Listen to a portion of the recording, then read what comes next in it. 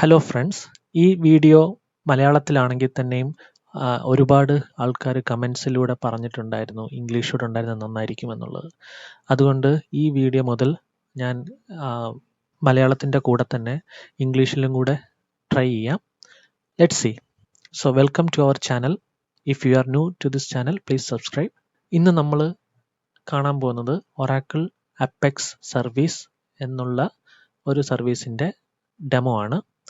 How we can create an Oracle Apex instance or Oracle Apex service in Oracle Cloud. Okay, ഇപ്പോൾ ഡെമോയിലോട്ട് കയറുന്നതിന് മുമ്പായിട്ട് ഞാൻ ഒരിക്കൽ കൂടി പറയുവാണ്, Oracle Apex എന്ന് പറയുന്നത് ഒരു ലോ കോഡ് ഡെവലപ്മെൻറ്റ് പ്ലാറ്റ്ഫോമാണ്.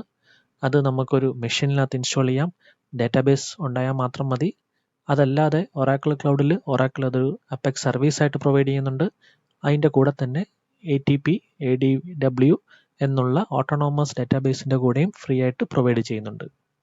Okay, let's jump on to the demo. ഇപ്പോൾ നിങ്ങൾ കാണുന്നതാണ് ഒറാക്കിൾ ക്ലൗഡിൻ്റെ അഡ്മിൻ ഡാഷ്ബോർഡ്. ഓക്കെ, ഇത് can see here the data centre is Singapore. When we click here it will get expand. അപ്പോൾ ഇതിൽ developer service, we need to go for developer service. അതിൽ നിങ്ങൾക്ക് കാണാൻ പറ്റും apex instance. So here you can see Apex instance. This is one of the way to create Apex service. So if you want Apex in ADW, it's a different. I will show the demo later. So നമ്മൾ ഇതിൽ click ചെയ്യുന്നു. Okay, so we have chosen the correct compartment. Shivin is the compartment and we are going to create Apex service. So compartment, so DB name or display name and database name we have to specify. So I will give demo. Then going down we need to configure the version of database. So in cloud 19c is there, and then we need to specify the number of OCPU and storage. ഇത് നമ്മുടെ ഡാറ്റാബേസിൻ്റെ version ആണ്. അതുപോലെ OCPU എന്ന് പറയുന്നത് CPU, നമ്മുടെ CPU units ആണ്. അപ്പം ഒരു 100-150 കൺകറൻറ്റ് യൂസേഴ്സൊക്കെ ഉള്ള ഒരു ആപ്ലിക്കേഷൻ ആണെങ്കിൽ 1 OCPUവിൻ്റെ ആവശ്യമേ ഉള്ളൂ. ഇത് നിങ്ങൾക്ക് ഡെഡിക്കേറ്റഡ് CPU ആണ് നിങ്ങൾക്ക് കിട്ടുന്നത്. So you are fine with that. പിന്നെ സ്റ്റോറേജ് ബൈ ഡിഫോൾട്ട് 1 TB ആണ്. ഓക്കെ, ഇവിടെ നമുക്കൊരു ഓപ്ഷൻ കാണും OCPU ഓട്ടോ സ്കെയിലിംഗ്.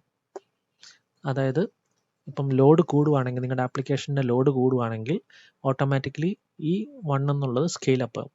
അതുപോലെ തന്നെ ലോഡ് കുറയുന്ന സമയത്ത് ഓട്ടോമാറ്റിക്കലി സ്കെയിൽ ഡൗൺ ചെയ്യും.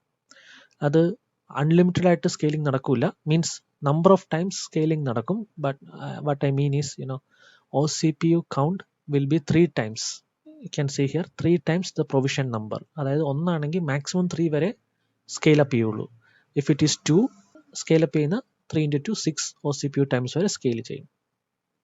ഓക്കെ, അപ്പം നമ്മൾ ഡെമോയ്ക്ക് വേണ്ടി ഓട്ടോ സ്കെയിലിംഗ് വേണ്ട. ഇതൊരു യൂസർ നെയിം പാസ്വേഡ് നമ്മൾ സെറ്റ് ചെയ്യുന്നു. യൂസർ അഡ്മിൻ ആണ്.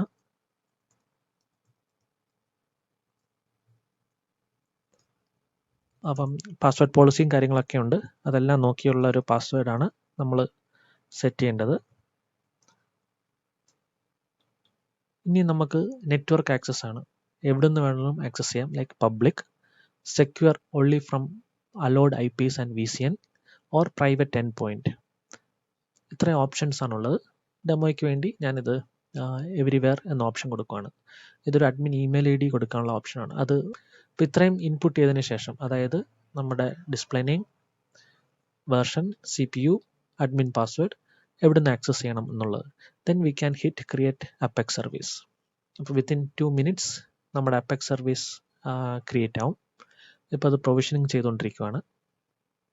അപ്പം നേരത്തെ ഞാൻ പറഞ്ഞതുപോലെ തന്നെ അപ്പെക്സിൻ്റെ ഗുണം എന്ന് പറയുന്നത്, നമുക്ക് വേറെ സോഫ്റ്റ്വെയർ ഡെവലപ്മെൻറ്റിന് വേണ്ടി, അപ്പെക്സ് ഡെവലപ്മെൻറ്റിന് വേണ്ടി we don't need any IDE or any software for compilation, ഒന്നും തന്നെ വേണ്ട. ജസ്റ്റ് എ ബ്രൗസർ മാത്രം മതി. ഓക്കെ, സോ ഇപ്പം നമ്മുടെ അപ്പെക്സ് റെഡി ആയിട്ടുണ്ട്. You can see the demo. Apex is available. Status type apex ആണ്. Database name, OCPU, storage. So ഇതെല്ലാം ആ അപ്പെക്സ് ഇൻസ്റ്റൻസിൻ്റെ മെട്രിക്സസ് ആണ്. ലോഡ് ടൈമും പേജ് ടൈമും എല്ലാം വരും. മോർ ആക്ഷനകത്ത് സ്കെയിൽ ചെയ്യാൻ മാനുവലി സ്കെയിൽ ചെയ്യാനുള്ള ഓപ്ഷൻ ഉണ്ട്. ഓട്ടോ സ്കെയിലിംഗ് കൊടുത്തിട്ടുണ്ടെങ്കിൽ it will do auto scaling. Stop ചെയ്യാനുള്ള ഓപ്ഷൻ ഉണ്ട്, സ്റ്റാർട്ട് ചെയ്യാനുള്ള ഓപ്ഷൻ ഉണ്ട്. ഇത് ഡാറ്റാബേസ് ആക്ഷൻസ് ആണ്. നേരത്തെ പറഞ്ഞല്ലോ SQL ആണ് മെയിനായിട്ട് ഇതിൻ്റെ ബാക്ക് എൻഡിലുള്ളത്. അപ്പോൾ നമ്മളിവിടെ ലോഞ്ച് അപ്പെക്സ് എന്നുള്ള ഒരു ബട്ടൺ കണ്ടോ, അതിൽ ക്ലിക്ക് ചെയ്യുമ്പം ഇറ്റ് വിൽ ഗോ ടു, ഇപ്പം നിങ്ങൾക്ക് അഡ്മിൻ പാസ്വേഡാണ് ചോദിച്ചിരിക്കുന്നത്. ഇതാണ് ഒറാക്കിൾ അപ്പെക്സിൻ്റെ വർക്ക് സ്പേസിൻ്റെ ഇനിഷ്യൽ സ്റ്റെപ്പ്, അത് ലോഗിൻ സ്റ്റെപ്പ്. നമ്മൾ നേരത്തെ പ്രൊവിഷൻ ചെയ്ത സമയത്ത് ഒരു പാസ്വേഡ് കൊടുത്തിരുന്നു, ഓർമ്മയില്ലായിരുന്നോ? ആ പാസ്വേഡ് വേണം നമ്മളിവിടെ കൊടുക്കാൻ. അപ്പോൾ ഞാൻ പാസ്വേഡ് കൊടുത്തു, ഒറാക്കിൾ അപ്പെക്സിൽ ലോഗിനായി. അപ്പം ആദ്യത്തെ സ്റ്റെപ്പ് എന്ന് പറഞ്ഞാൽ വർക്ക് സ്പേസ് ക്രിയേറ്റ് ആണ്. അപ്പോൾ ഞാൻ വർക്ക് സ്പേസ് ക്രിയേറ്റ് ചെയ്യാൻ പോവാണ്. ഡെമോയ്ക്ക് ഒരു പാസ്വേഡും കൊടുത്തു. വർക്ക് സ്പേസിൻ്റെ നെയിമും demo, user name demo, work സ്പേസിൻ്റെ നെയിമും ഡെമോ, ഒരു പാസ്വേഡും കൊടുത്ത് വർക്ക് സ്പേസ് ക്രിയേറ്റീവ് ആണ്. അപ്പം ഈ ഡാഷ്ബോർഡിൽ തന്നെ നിങ്ങൾക്ക് കാണാൻ പറ്റും ഈ ഇൻസ്റ്റൻസ്, അപ്പെക്സ് ഇൻസ്റ്റൻസിനെ മാനേജ് ചെയ്യാൻ mail queue, system queue, login, ഒരുപാട് ഓപ്ഷൻസ് ഉണ്ട്. ഇതെല്ലാം ഞാൻ ലേറ്റർ നിങ്ങൾക്ക് കാണിക്കുന്നതാണ്. ഓക്കെ, യൂസറെ ക്രിയേറ്റ് ചെയ്യാം. അപ്പം ഞാനൊരു വർക്ക് സ്പേസ് ഇവിടെ ക്രിയേറ്റ് ചെയ്തല്ലോ, അതിൽ ലോഗിൻ ചെയ്യുവാണ്. So work space name demo ആണ്, യൂസർ നെയിം ഡെമോ ആണ്. പാസ്വേഡ് ഞാൻ ഒരെണ്ണം സെറ്റ് ചെയ്തിരുന്നു. ഇതാണ് എൻ്റെ അപ്പെക്സ് എന്ന് പറയുന്ന ഒറാക്കിൾ ലോ കോഡിൻ്റെ ലോഗിൻ പേജ്. നമ്മളൊരു വർക്ക് സ്പേസ് ക്രിയേറ്റ് ചെയ്തു. ഈ വർക്ക് സ്പേസിനകത്താണ് ഈ ഒരു യൂസർ ഡെമോ. അപ്പോൾ ഇവിടെ നമുക്ക് വേറെ യൂസറെ ക്രിയേറ്റ് ചെയ്യാം. ഇവിടെ നമുക്ക് ആപ്ലിക്കേഷൻസ് സ്റ്റാർട്ട് ചെയ്യാം. ഓക്കെ, അപ്പം ഈ ഒരു ലോഗിനകത്ത് നിങ്ങൾക്ക് കാണാം app builder, SQL workshop, team development, gallery, ഇത്രയും ഓപ്ഷൻസ് ആണ് മെയിൻ ആയിട്ടുള്ളത്.